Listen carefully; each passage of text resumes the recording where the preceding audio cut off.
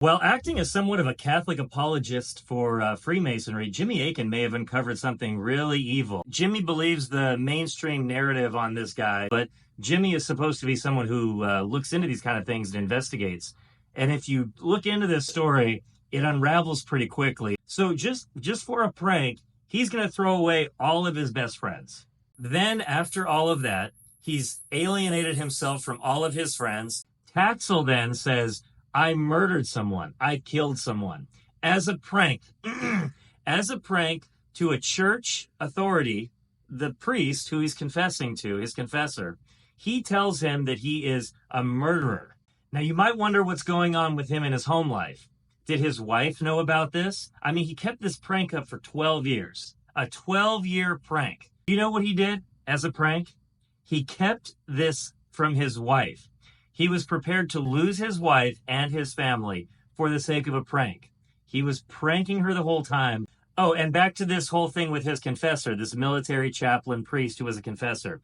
So this confessor was happy that it wasn't some like horrible overt Satanism, right? Because Taxil was a Mason in his early life. So he was worried because of what the Catholics knew about the Masons, that this had been some like horrible, horrible thing. But Taxil was relieved when the only thing the priest asked was this premeditated or not? Okay? Taxil, as a prank, says it was premeditated. The priest says, you have to confess this as being a premeditated murder. And this created a widow. So now you have to pay reparations to this widow. You have to support her financially, which he did as a prank. Makes you wonder who killed this lady's husband, right?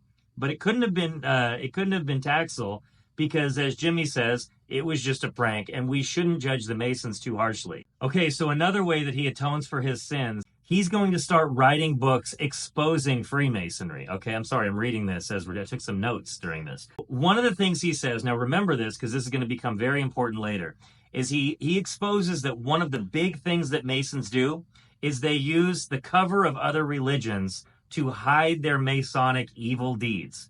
That's what he says in his expose in these books here.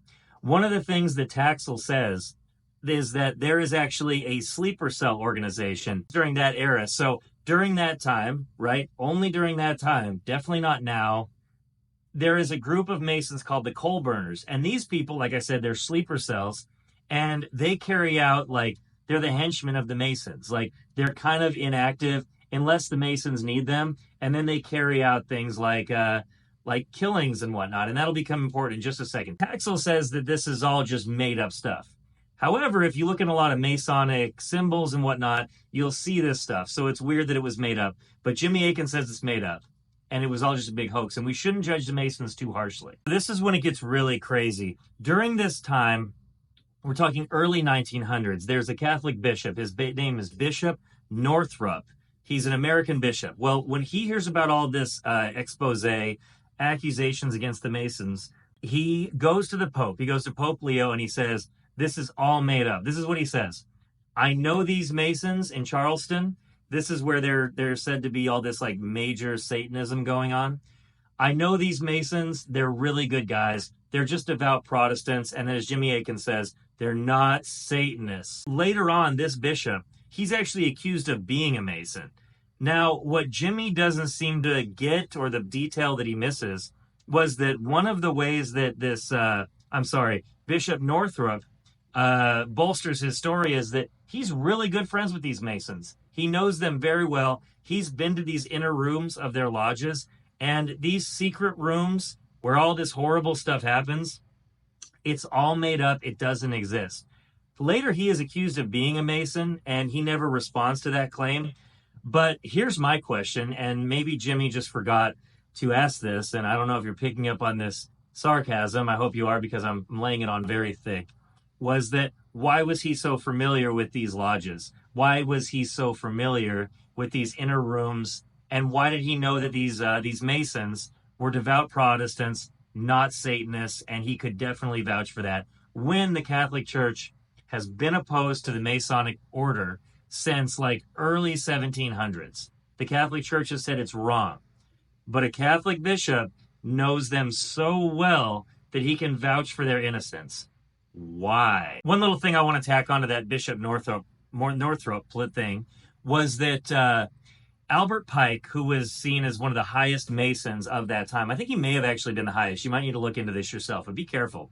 He was he was the author of a book called Morals and Dogma. It really is like the Masonic Bible, and in that we're going to cover him one last time too, where he talks about Satan and he talks about the Third World War between Muslims and Jews, which is, I mean, come on, he talks about that. He says that the organization deceives who deserves to be deceived, the profane masses, the uninitiated. He lies to them and they operate in deception. He's the leader and he says that they deceive people. But Jimmy Akin says that we shouldn't judge the Masons too harshly. Okay, so remember earlier when I talked about the coal burners, this like Masonic Navy SEAL, like Green Beret kind of group that kills people? Well, they actually were known to kill someone. And that was another author who exposed the Masons, and he disappeared. He was murdered. Now, don't forget this. If you look into the Masonic rites, which Jimmy explains are out there because the books ended up getting out, Masons died, their families sold them. The penalty of death is over the head of a Mason who shares the secrets. And it's not a good death. They basically get cut in half. Let's just put it that way. So, he exposed the secrets of the Masons, and then the Masons supposedly didn't do what the Masons said they would do if you exposed the secrets. So there's that. Okay, so this is when it gets a little heavier. So this Albert Pike character that we talked about earlier, he was accused by Taxil of creating something called the Palladian Order. Now, the Palladian Order is something that you can look into. Supposedly it exists. Albert Pike talks about it. However, when Taxil says that it was all a big hoax, we're going to get to that in a second, this was all supposedly made up. It was made up, but it still exists. So that's kind of weird. Now, if you've done a deeper dive into some of this, there's other Catholic priests that talk about this. Priests have to be careful right now about Eucharistic hosts, the body of Christ, and chalices being stolen from Catholic masses because they're desecrated in satanic, Masonic services, okay? They spit on them, they desecrate them. This is what was told happened in the Palladian Order, which later came out to be all a big hoax. But we know it happens. So, right? You know? Okay, so here's the big reveal. And this is where Jimmy puts out his thesis that we need to not fall into sensationalism. We need to hear all the facts, okay? The crazy thing is that there's a lot of facts and there's a lot of evidence that leads to the possibility that the Masons actually are a satanic group.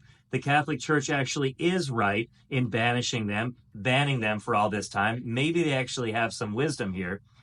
But Jimmy just, brushes over all of these other possibilities. But the idea is that Taxil, after he exposes the Masons for all these secrets, after he talks about all the things that they do, writing books about them, getting special accolades from the Pope, redeeming himself to the Catholic community, he stands in front of a stage and tells everyone, this was all a big joke, but thank you, Catholics, for being good sports about this. I was never a repentant Catholic. Jimmy Akin says, for this reason, we need to stop judging people so harshly when it comes to their affiliation with Masonry. Yeah, that's kind of crazy. Do you think it might be possible that this Taxil guy was afraid that he was going to have his entrails spilled out like the Masons threatened if you reveal their secrets?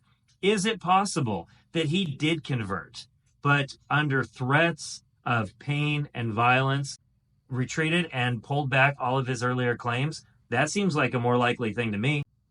I think there's a reason why the Masonic order is condemned by the church. And I don't think that we need to listen to stories like this and just believe what it says on Wikipedia. None of this makes Jimmy Akin curious. And if it seems like I'm being a little tongue-in-cheek. It's because I like Jimmy Akin, realistic approach, and I don't think that he exercised that here. I think that it was very irresponsible the way that he provided cover for the Masons. The Masons are not a good group. The Masons believe that the highest authority they have is Lucifer. Look it up. It's real. So let's look into this stuff again. Just because someone seems like they're smart doesn't mean that they're right, and doesn't mean you can't use your own mind to question it. Jimmy Akin prides himself on being a critical thinker. Being a critical thinker doesn't mean you just reject everything that seems crazy. It means you look at the evidence and you analyze it, expelling the logical fallacies, but following the evidence where it goes. If you follow the evidence where this goes, it's not a simple case. It seems like there's more to it. It is okay to condemn things that God condemns. Jesus says that what is bound on earth will be bound in heaven. Right now, the Catholic Church binds the Masonic order. It is not okay to be a Mason. But I think this stuff is serious, and I think it's dangerous. And I think Jimmy Akin needs to readdress this whole issue, and I think he needs to truly address this with a masculine mind that's actually willing to engage in some critical thinking.